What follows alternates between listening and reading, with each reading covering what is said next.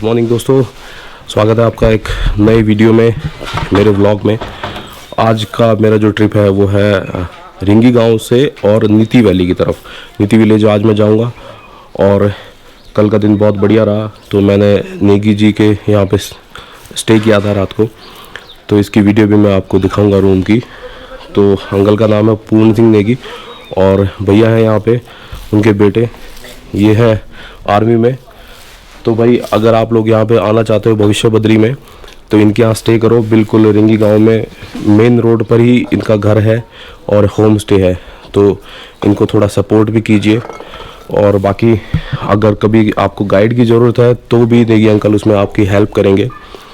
तो इसके बाद अब मैं निकलता हूँ, सुबह के 7 बजे है और मुझे 2-3 घंटे तो लग ही जाने चाहिए वहाँ तक। तो जी ये है नेगी जी का होम स्टे जहाँ मैं रात को रुका था। बहुत बढ़िया शानदार रूम है एकदम।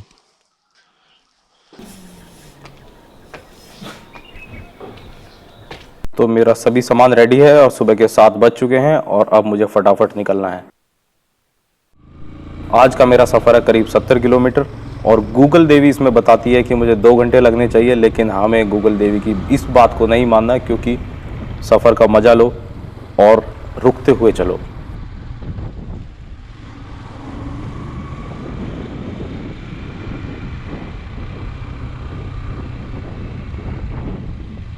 मेन रोड पर आते ही बेहतरीन नज़ारे। अभी सबसे पहले आएगा तपोवन। तपोवन एक हॉट वाटर स्प्रिंग है, तो मैं पहुंच चुका हूं अभी तपोवन। और इस जगह सड़क के किनारे एक गर्म पानी के झरने या चश्मे हैं, जिसमें से खौलता हुआ गर्म पानी हमेशा निकलता रहता है। हालांकि मैं रात को भी एक ऐसे ही spring water, hot water spring के आसपास गया था और मैं वहां पर नहा कर आया, लेकिन वहां पर पानी बिल्कुल साफ था और सल्फ़र की कोई स्मेल नहीं थी।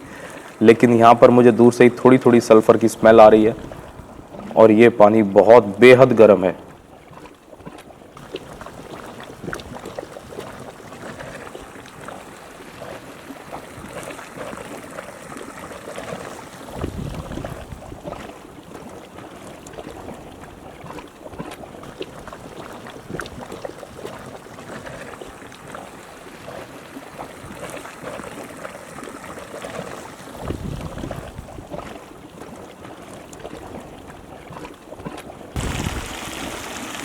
और इसमें ऐसे ही हाथ डालने की गलती से भी गलती ना करें,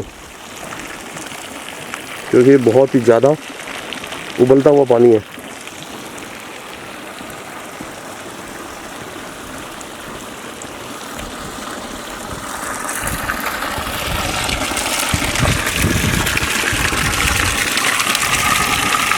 तो चलना चाहिए अब आगे।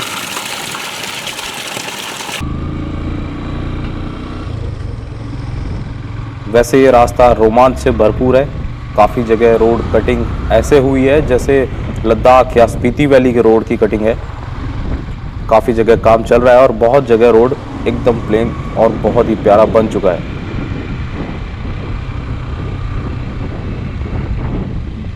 तो अभी मैं पहुंच गया हूं ऋषि गंगा और धौली गंगा के कॉन्फ्लुएंस पर, उनके संगम स्थल पर।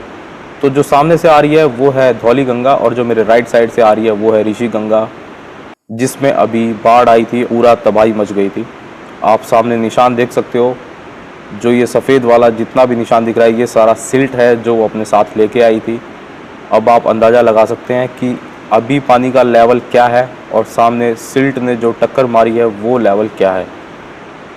ऋषि गंगा में इस समय भी काफ़ी सारी सिल्ट आ रही है, जो कि पूरे एंड तक, यानी कि देवप्रयाग से नीचे तक भी नदी को अभी मटमैला रूप दे के रखे हुए हैं।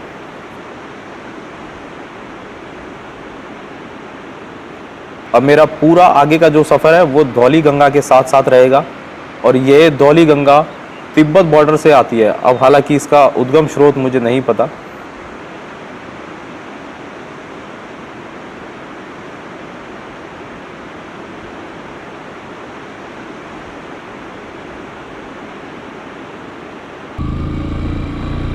ये संगम स्थल से थोड़ा आगे निकलने के बाद है। पहले इधर एक बड़ा पुल होता था, लेकिन अब उसकी जगह टेम्परेरी पुल बनाया हुआ है, क्योंकि जो मेन पुल था वो बाढ़ में बह गया। इस जगह के ठीक आगे ही ऐतिहासिक रैनी गांव है, जहां से चिपको आंदोलन की शुरुआत हुई थी। चिपको आंदोलन वो था जिसमें लोगों ने, वहाँ गांव की महिलाओं ने पेड़ों की कटाई का विरोध किया था और वो पेड़ों के साथ अपने को चिपका के खड़ी हो गई थी।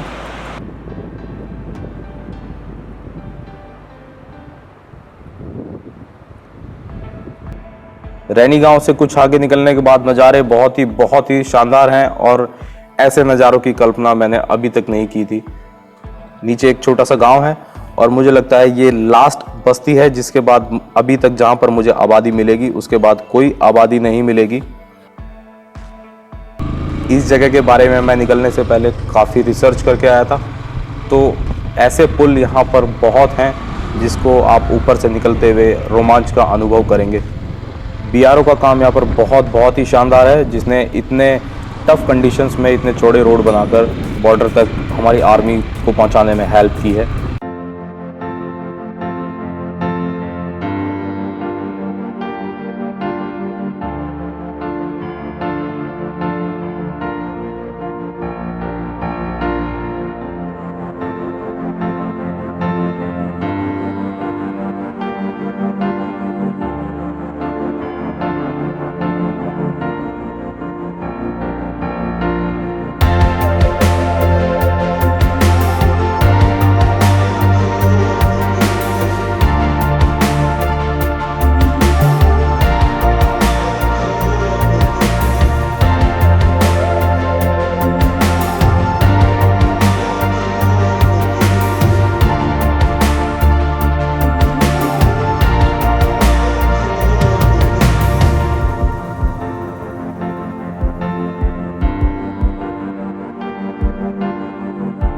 दोस्तों मैं अब एक ऐसे गांव के पास खड़ा हूं जो कि एक डिजास्टर में, यानी कि एक भूकंप में पूरा तबाह हो गया था।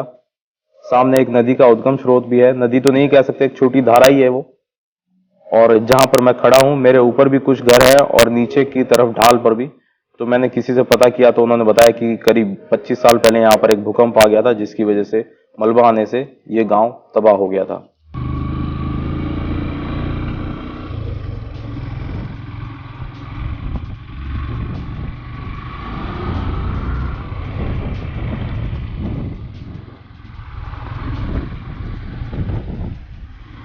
तो दोस्तों यहाँ पर एडवेंचर का अलग मजा है, लेकिन इसका मतलब ये नहीं कि मैं यहाँ बेपरवाह होकर चलूँ, क्योंकि रोड पर पत्थर तो कहीं से भी आ सकते हैं। आगे चलने पे पहाड़ों के रूप बदल चुके हैं, ट्री लाइन करीब करीब खत्म हो चुकी है और उसकी जगह अब कुछ देवदार के पेड़ ही बचे हैं। और मैं आपको एक बात बता दूं कि देवदार का पेड़ सबसे टफेस्ट कंडीशंस में भी रुका रहता है, क्योंकि ये बहुत मजबूत होता है। बीआरओ अपने काम में बिजी है 24 घंटे 7 दिन।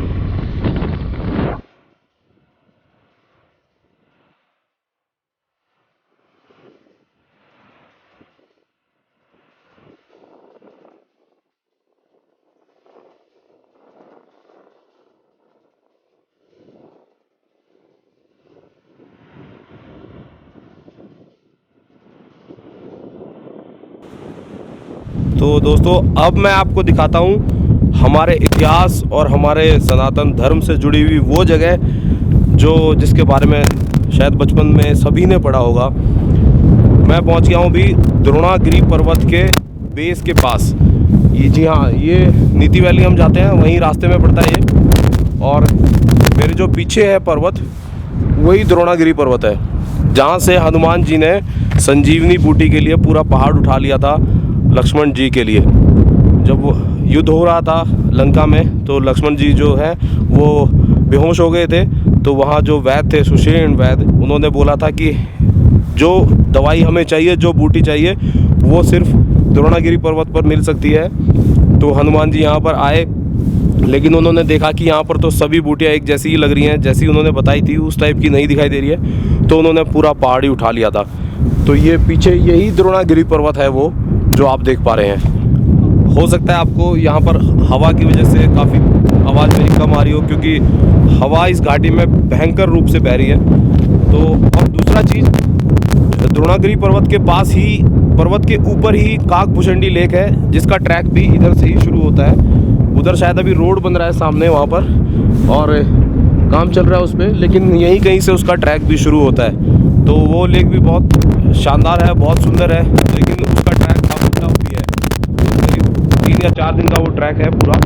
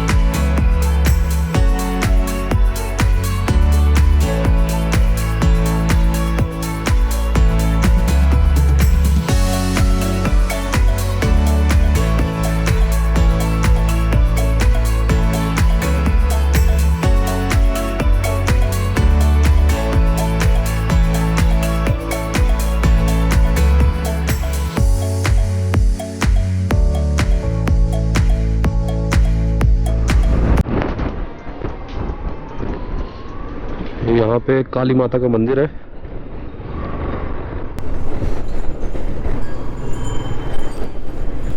तो मैं भी रुक जाता हूँ।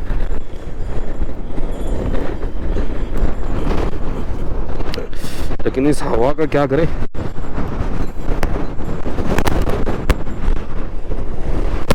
ये तो ऐसा लग रहा है जैसे उड़ा देगी मुझे।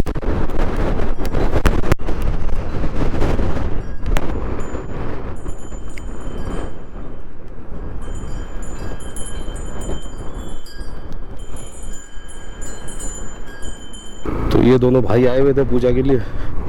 इन्होंने मुझे एक एक लड्डू खिलाया।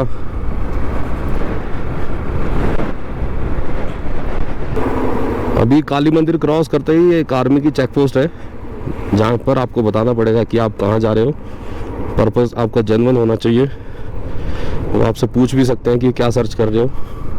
अपनी आईडी साथ में कैरी करो। देख सकते हैं, नहीं भी देख सकते, वो उनकी चॉइस है। अब आगे एक चेक पोस्ट और पड़ेगी, वो आईटीबीपी की है, और वहाँ पर कैमरा अलाउड नहीं है, और छुप के भी कैमरा ना चलाएं तो ज़्यादा अच्छा रहेगा।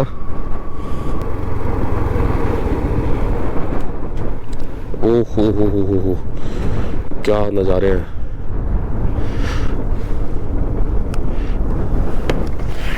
नीचे कोई खेत भी है। मलारी गांव है ये शायद। मलारी गांव में सभी जगह सेब की खेती होती है। तो सब जगह नीचे सेब के पेड़ दिख रहे हैं जिसपे फूल आए हुए हैं अभी। बहुत पुराना गांव है ये गद्दियों का। और यहाँ तो नज़ारे ही अलग है।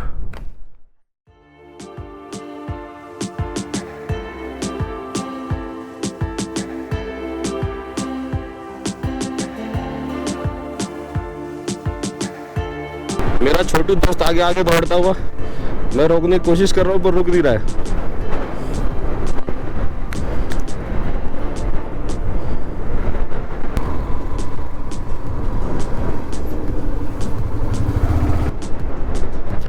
कमाल की बात है, गांव अभी बिल्कुल खाली है, कोई बंदा नहीं है गांव में।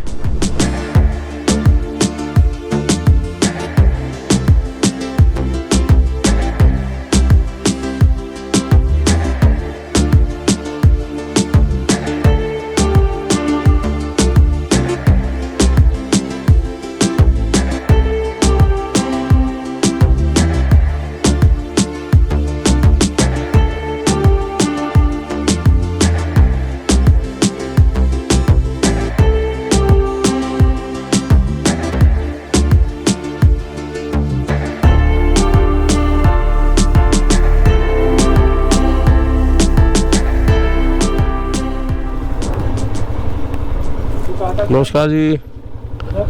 नीति जाएंगे जी। हाँ, चलना है, इधर ही रहना है। नीति में क्या देखोगे? उससे पहले भोलेनाथ के मंदिर जाना है। हाँ, इसके पीछे है जहाँ वो बर्फ गिरा है ना, हाँ हाँ।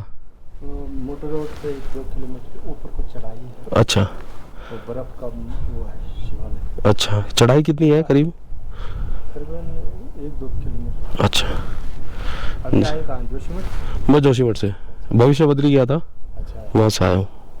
वहाँ से तो ज़्यादा है। हाँ तो रोड से वहाँ के वो होंगे आर्मी वाले होंगे जी, या IT वाले होंगे, उनसे पूछ के। ठीक है।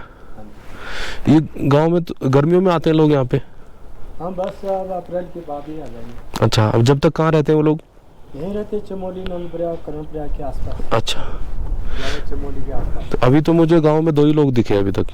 नहीं, अभी कोई इधर उधर जा बस सब कोई खेती बाड़ी में, भी अभी खेत से ही आ रहा हूँ। अच्छा, बैठो, चाय पी के जाओ। बस जी धन्यवाद, वापसी में पीऊँगा चाय ज़रूर। आपकी दुकान वही है? हाँ, ये ये है? अच्छा वहाँ वाला वही तो। ठीक है, ज़रूर वापसी आऊँ पहले मैं, होके आ जाऊँ। मौसम में खराब हो रहा है, आज हवा चल रही है। हवा बहुत तेज आज नहीं, 3 दिन से 4 दिन से नीचे भी खराब है मौसम। अच्छा, तो सुबह तो बढ़िया था यहाँ। हम्म, अभी आगे जाएंगे आप जी। शायद, हाँ लेफ्ट साइड में है रास्ता। बस वहाँ से पुल पार करके। ठीक है, चलिए आता हूँ मैं। तो ये थे जी यहाँ के लोग, सीधे साधे भोले भाले। नीचे बागान है पूरे।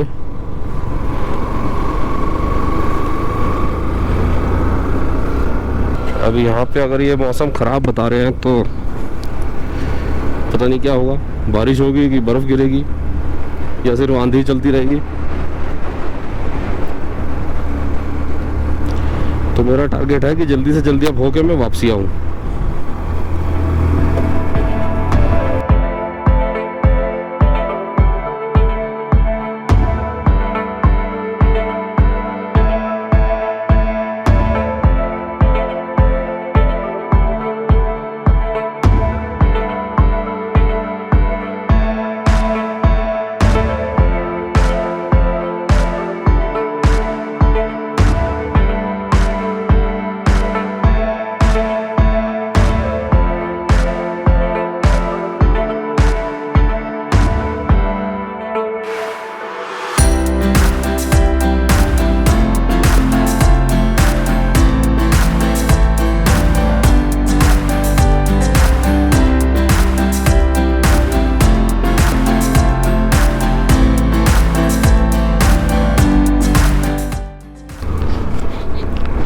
तो भाई ये है बंपा गांव और इसके बाद गमशाली है,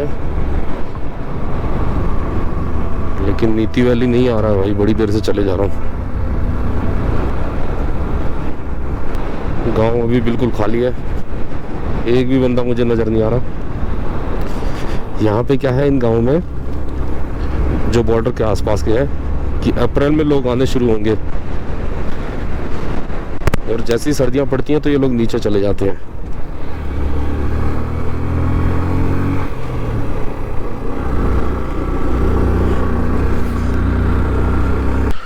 तो ये है गमशाली गांव और यहाँ भी सारे में बर्फ पड़ी हुई है, कोई आदमी नहीं दिखाई दे रहा है और हमें निकलना है सीधा अब नीति। यहाँ से तो ज़्यादा टाइम नहीं लगेगा, हालांकि नीचे भीड़ है। और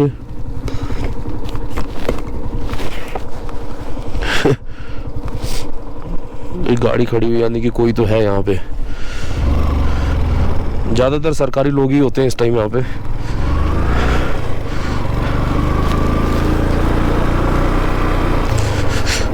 ITBP कैमरा बंद करना पड़ेगा। तो भाई मैं आ गया हूँ नीति गांव के पास, मेरे पीछे ही नीति गांव है, वहाँ से दूर से दिख रहा है वो। और किसी तरह मैं बस पहुँच गया हूँ यहाँ पे। गमशाली गांव के बाद एक इतना ख़तरनाक पैच आता है कि मैं उसको रिकॉर्ड नहीं कर पाया, एक्चुअली बैटरी डाउन हो गई थी कैमरे की। तो मैंने वहाँ रुकना बिल्कुल भी ठीक नहीं समझा, क्योंकि ऊपर बहुत कच्चे से पत्थर मुझे दिख रहे थे, लेकिन वो रास्ता बहुत ख़तरनाक है और मैं आपको वापसी में उसको दिखाऊंगा। लेकिन यहाँ पहुँच के आपकी सारी थकान दूर है। ये देखिए नज़ारे यहाँ के कैसे हैं।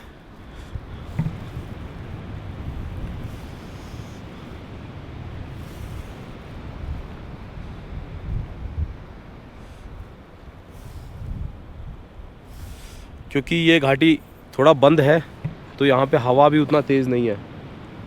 मैं इस तरफ से आया हूँ, यहाँ से इन दो पहाड़ों के बीच में से एक संकरी घाटी है जिसमें से ये रास्ता है, और लास्ट का जो पैच है शायद 3 या 4 किलोमीटर बहुत ही टूटा फूटा है, बिल्कुल कच्चा है।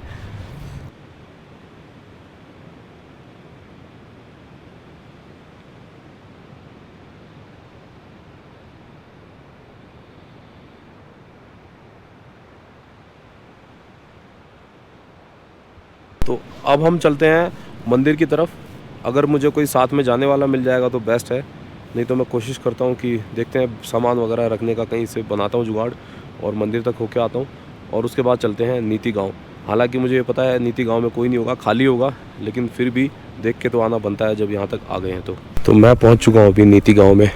नीति गाँव सीमावर्ती गाँव है, बॉर्डर विलेज है ये, और यहाँ पे ये ऊपर जो रास्ता है ये बॉर्डर की तरफ जा रहा है। ऊपर ITBP की 2-3 चेक पोस्ट हैं, फिर उसके बाद कंप्लीट आर्मी है। तो गांव में पहुंच गया हूँ। गांव में कुछ 2-3 आदमी ही मुझे मिले अभी, एक परिवार ही दिख रहा है बस, कुछ नेपाली लोग हैं। और एक ये स्ट्रक्चर बनाए हुए हैं यहाँ पे 2-3 अच्छे से। सामने वही पर्वत है, घर काफ़ी पुराने दिख रहे हैं मुझे।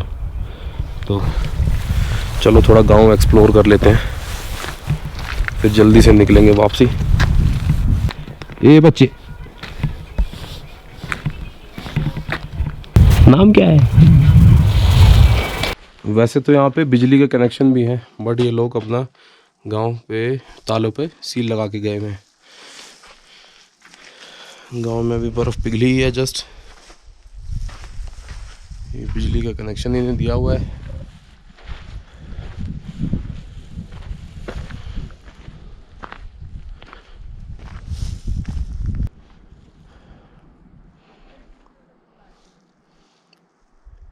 ये देखिए गांव में कितने पुराने घर हैं। ये 2 मेरे दोस्त बैठे हुए हैं, बोटिया।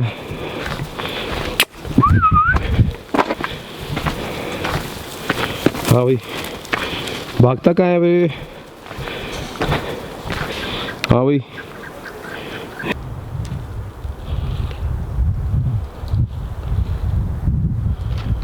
यहाँ के बारे में एक ख़ास बात और भी है कि ये बॉर्डर का आखिरी गांव होने के साथ साथ इसके पीछे तिब्बत है। तो इन लोगों का तिब्बत के साथ व्यापार होता था, जैसे कि भेड़ की ऊन हो गई और बाकी जो सामान हो गया कपड़ा टाइप, और यहाँ से ये लोग गुड़ वगैरह लेके जाते थे जो तिब्बत में बिकता था, और वहाँ से भी कुछ सामान यहाँ पर आता था। तो पहले ये फ़ायदे का सौदा था, लेकिन अब जब से तिब्बत पे चाइना का कब्जा हुआ है तो अब उनके लिए बहुत सारी बंदिशें हो गई हैं, फिर काफ़ी सारी फॉर्मेलिटीज़ हो गई हैं, तो अब उनके लिए वो फ़ायदे का सौदा नहीं है।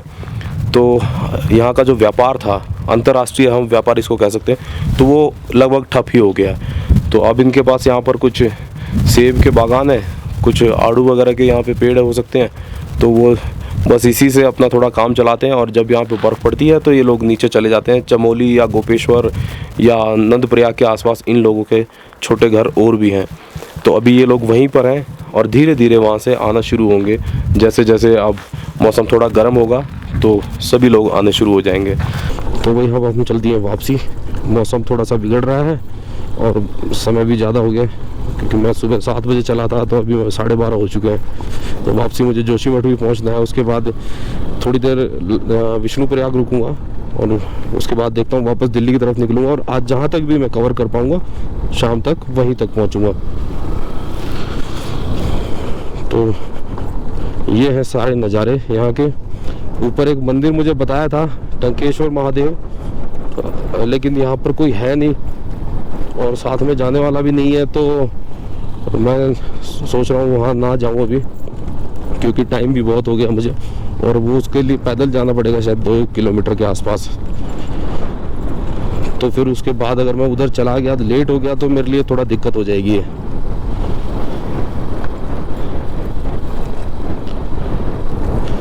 दूसरी बात, यहाँ पर नेटवर्क भी नहीं है। अभी 2 लोग मिले थे मुझे यहाँ पे, गांव के ही थे, तो वो बाइक लेके गए हैं गमशाली में जियो का नेटवर्क आता है या फिर BSNL का होगा, तो 3-4 किलोमीटर दूर जाना पड़ता है उनको फ़ोन पे बात करने के लिए। मेरे आगे एक गाड़ी जा रही है, बड़ी देर बाद मैंने गाड़ी देखी है, स्कॉर्पियो। ये आईटीबीपी की है शायद, या आर्मी में से किसी की है। तो ये लोग पीछे आए थे यहाँ पर, और यहाँ पर 4-5 लोगों की टीम को इन्होंने ड्रॉप किया। वो लोग ट्रैकिंग पे जा रहे हैं, तो उनके साथ उनका पूरा पिट्ठू बैग वगैरह सब कुछ था, ट्रैकिंग का सामान। ये देखो जी, इससे पीछे मेरा कैमरा बंद हो गया था, और रोड है खतरनाक, इसलिए मैंने रुकना सही नहीं समझा। तो पूरा कच्चा है, आगे एक बर्फ का ग्लेशियर भी है, रोड पे ही आया हुआ है बिल्कुल एकदम। ये देखिए आइस रोड पे फिसल रही है बाइक थोड़ी थोड़ी यहाँ पर। असल में ये घाटी इधर छाया ज़्यादा रहती होगी, इस वजह से ऐसा है यहाँ पे। मुझे लगता नहीं कि धूप इधर आती भी होगी अभी। अरे भाई, बर्फ और पत्थर में अंतर ही नहीं समझ में आ रहा। तो ये मंदिर है एक देवी का।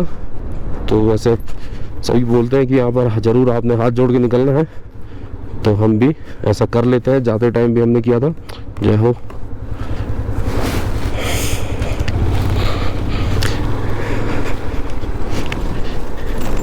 ये देखिए ऐसा रास्ता है, आगे तक बर्फ ही बर्फ है, और ये बर्फ का पूरा ग्लेशियर लटका पड़ा है आधे में। अरे भाई, धीरे चले तो मुसीबत, भगाए तो मुसीबत। ये देखिए, जल्दी से निकलो।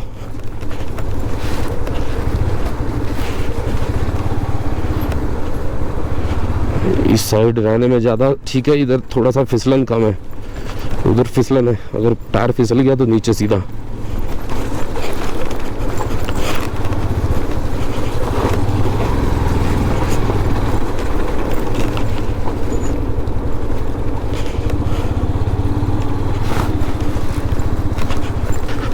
आर्मी वालों की हिम्मत है जो इतनी टफ कंडीशंस में यहाँ कई कई महीने तक निकाल देते हैं। अभी मेरी एक फौजी से जवान से बात हुई 2017 से, वो यहीं पर है। बस 1-2 वैली इधर से उधर चेंज हो गई उनकी, बस इधर ही है।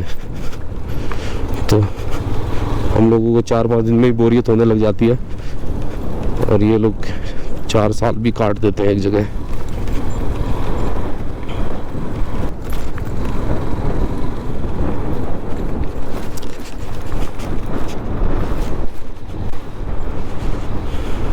ये पुराना नीति मार्ग होगा जहाँ पर लकड़ी का पुल बना हुआ है। ये पैदल मार्ग है पूरा, यहाँ से दिख रहा है इधर से,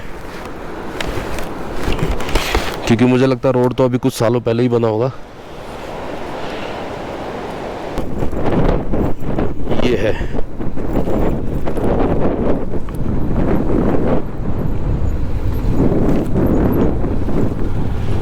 रोड के थोड़े थोड़े निशान हैं, तो कभी रोड बनी होगी तो उसमें किसी तरह संभाल पा रहा हूँ बाइक यहाँ पर।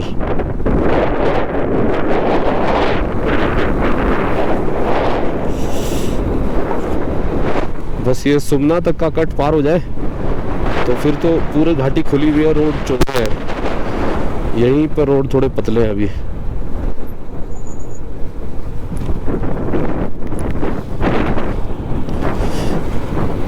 आर्मी के जवान।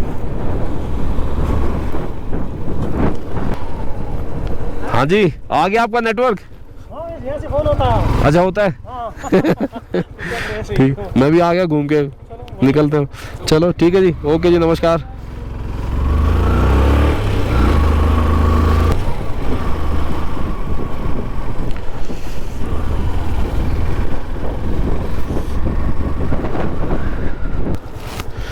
तो जी हमें भी बर्फ मिल गई है।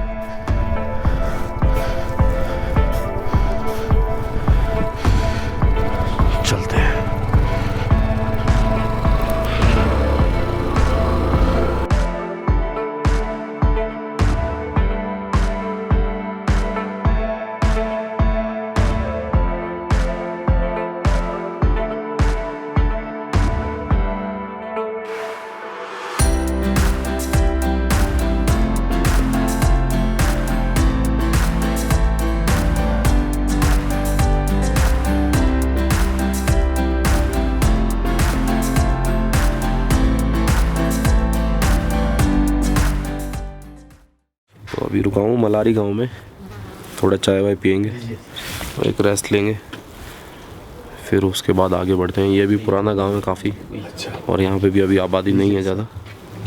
धन्यवाद जी। नमकीन चलेगा या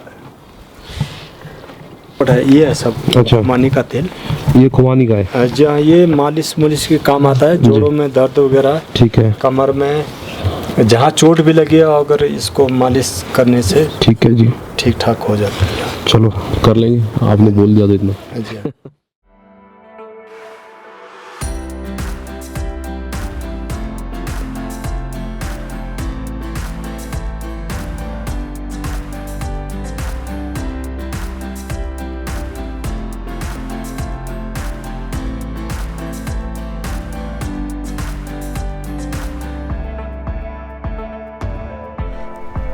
तो जी ये है सामने से अलकनंदा आती हुई, और वो है बद्रीनाथ वैली। यहाँ से आगे गोविंद घाट से बद्रीनाथ पहुँच जाएंगे।